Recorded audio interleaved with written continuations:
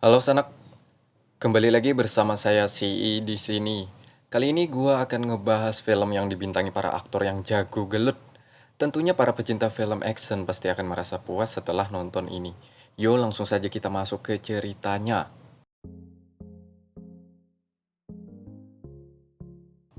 Film dibuka dengan memperlihatkan hiruk pikuk Kota Mahajaya.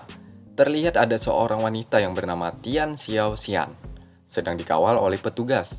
Dia adalah seorang wanita ahli waris dari almarhum ayahnya, yang konon orang paling kaya nomor satu di Kota Mahajaya. Rencananya dia akan bekerja sama dengan pemerintah untuk melawan kasus sindikat kejahatan yang marak terjadi di Kota Mahajaya. Sin kemudian berpindah ke hutan yang tak jauh dari kota. Terlihat sekelompok pemberontak yang memakai seragam tentara, lengkap dengan persenjataannya. Mereka sedang menyusuri hutan dengan tujuan ingin menyerang penduduk sekitar. Tak perlu waktu lama, kelompok pemberontak tersebut membabi buta dengan menembaki semua tanpa rasa iba. Bukan menembaki saja, di sini kita akan melihat para pemberontak membunuh dengan secara brutal para penduduk sekitar. Sementara di dalam rumah ada pria yang bernama Jaya. Di sini istrinya tertembak hingga tewas. Melihat itu, Jaya mencoba mengambil sebuah senjata untuk menyerang balik. Jaya saat di luar tiba-tiba ia diserang anggota pemberontak yang bernama Payu, sehingga membuat senjata Jaya terlepas dari tangannya. Lalu terjadilah perkelahian tangan kosong antara Jaya dan Payu. Ketika semua saling serang, di sana ada seorang anggota yang bernama Mook menembakkan senjata berkekuatan super, tepat mengenai di tengah-tengah Payu dan Jaya berkelahi. Melihat hal itu, Lo Feng kemudian menolong Payu untuk membawanya pergi mencari tempat aman. Singkat cerita, para pemberontak tersebut sudah berada di markas ketua hutan Mahajaya.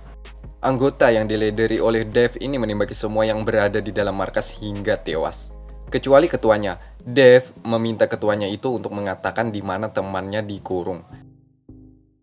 By the way, anggota pemberontak ini adalah tentara bayaran yang disuruh salah seorang untuk menyelamatkan orang yang paling berpengaruh, yakni Collins. Lalu Dev dan kawan-kawan menemukan Collins dikurung, yakni di bawah ruangan tersembunyi. Di sini Collins dibebaskan. Collins yang tubuhnya lemah akibat terlalu lama disekap, lalu ia disuntik kuat. Tak perlu waktu lama, Collins kemudian bisa untuk berdiri dan langsung membalaskan dendam atas kemarahannya. Ia membunuh bos hutan Mahajaya dengan sekali ulti. Agar kasus tidak tercium oleh anggota kepolisian, mereka menghancurkan markas ini dengan cara meledakkan dengan bom.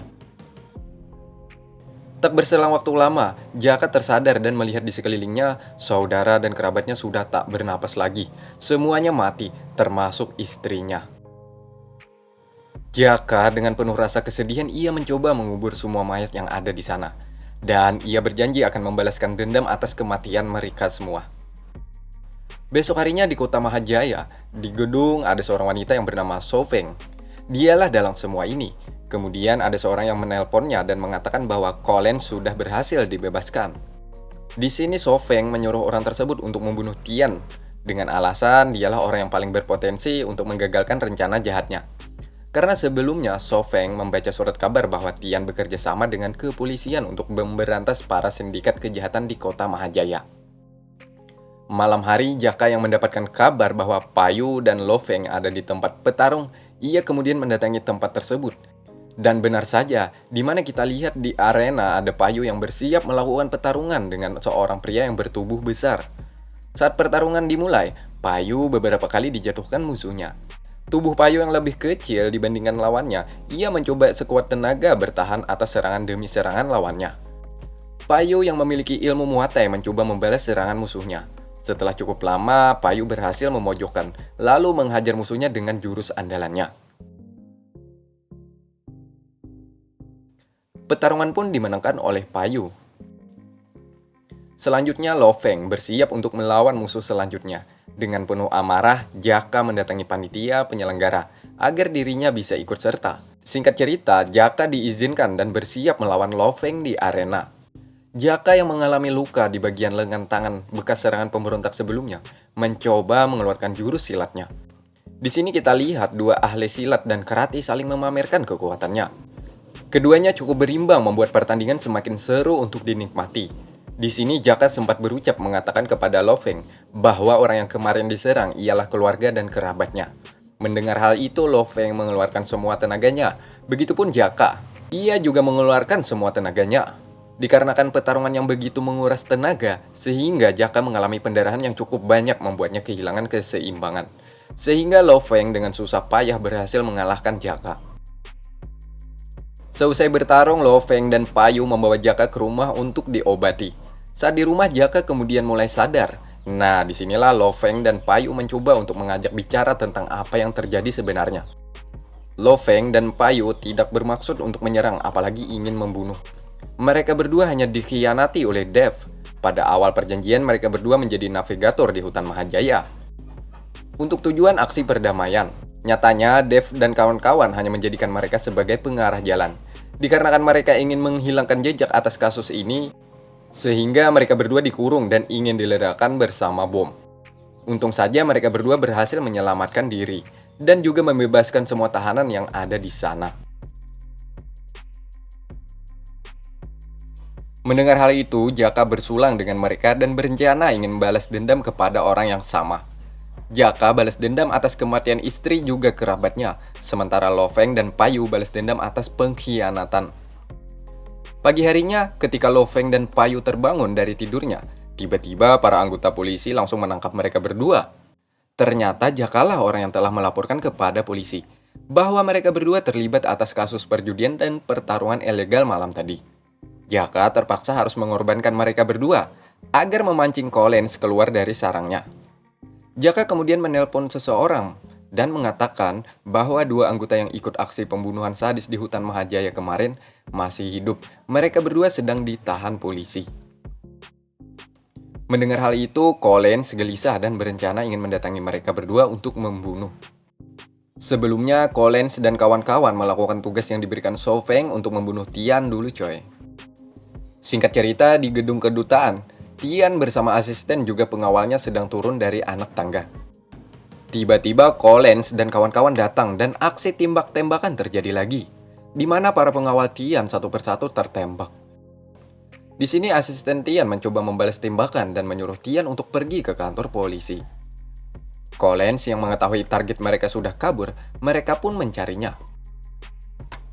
Di kantor polisi, Payu dibawa menuju ke ruangan kejujuran untuk diinterogasi. Sementara Tian berhasil mendatangi ke kantor. Dikarenakan para polisi tak bisa bahasa Mandarin juga Inggris, sama dong kayak gua. Para polisi pun menyuruh memanggil Lo Feng untuk menjadikan penerjemah. Sementara di luar, Collins dan kawan-kawan yang berniat ingin membunuh Payu dan Lo Feng memasuki kantor polisi. Disinilah lagi-lagi aksi saling tembak terjadi.